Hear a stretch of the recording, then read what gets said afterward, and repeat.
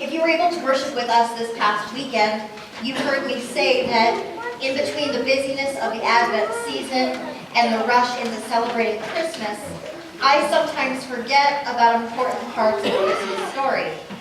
Specifically this weekend, I mentioned that sometimes I forget that Mary and Joseph were living in a dangerous and scary time for the people of Israel. Well, there's another part of the Christmas story that I and probably most of us forget about too. Not that God chose Mary to be the mother of the Savior. Not Joseph's confusion and fear. Not even the census that takes them to Bethlehem, the shepherds, or the angels. And certainly not the birth of Christ himself. And no, I haven't forgotten about the wise men. They don't show up for a little while yet. So what is it that we forget about this nativity story that we know so well? Well, there had to be a day after Christmas, right? A day after Jesus' birth? We don't know a whole lot about that day in history.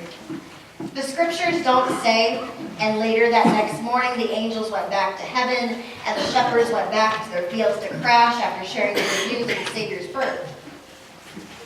But at some point those things did happen. At some point Mary and Joseph packed up their things along with the baby Jesus and went away. I think we forget about all of that in part because maybe we figured that life must have returned to being just like it was before, with the manger empty, the shepherds keeping a quiet watch over their flocks. And because for us, pretty soon Christmas seems like it'll be over. In the next few days or weeks, extended families will go back to their homes.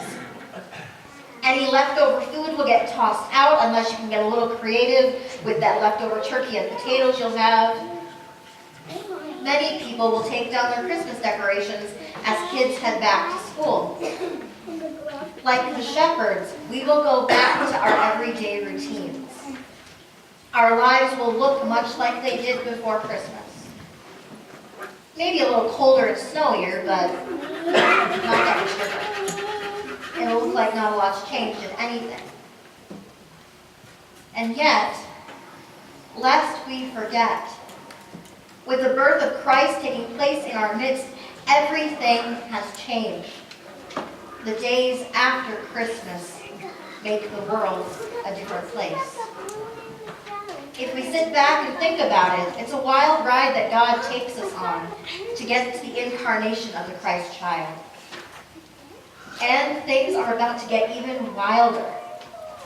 For God is here, in a breathing, living human being. God is here. That's what the next few days look like. The Word becoming flesh to dwell among us. And we will see His glory on the holiest of nights tonight, on the darkest days of our lives, in the bread and wine we receive together at God's table. In all things that God in Jesus Christ would come to humanity to accomplish, so that we might know God's forgiveness and grace.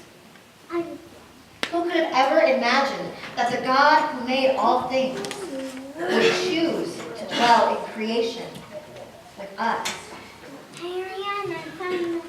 We need to hear about this next day after Christmas, these other parts of the story, even on Christmas Eve.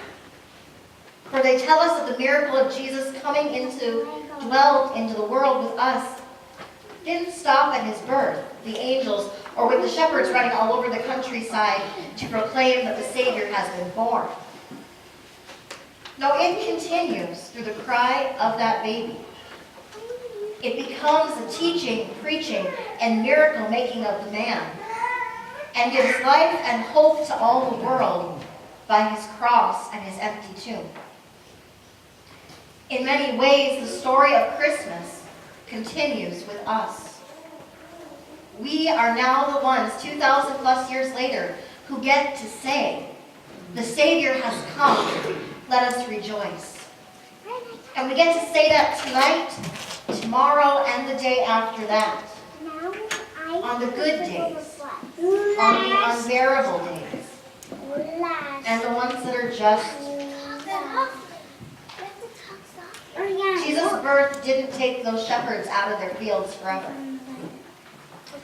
They still went back to their work. But they were changed, made new, because this child, this God incarnate, was born among them.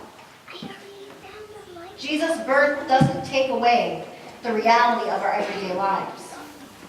We don't get to escape whatever is happening for us. The days after Christmas will come, and they'll look like whatever they'll look like. The difference is that Jesus is born into our reality, whatever that looks like. God is here and won't take any time off just because December 26th is on the way.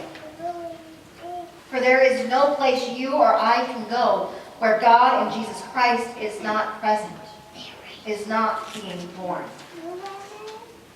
Our lives are each uniquely hard and yet uniquely joyous.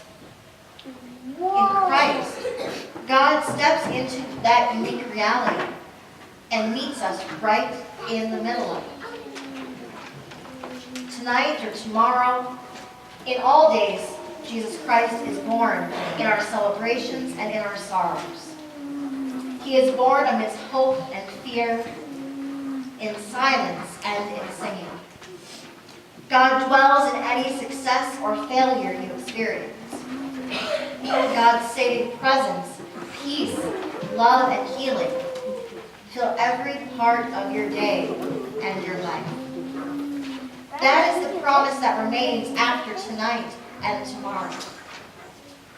So when the decorations get taken down or you have a bad day at work in a few weeks, know that God is there, loving you, sustaining you, making you new, making the reality of Christmas seep into your bones. On this Christmas Eve, remember that our lives have been changed from here on out. Thanks be to God for this night and the next and the next. Amen.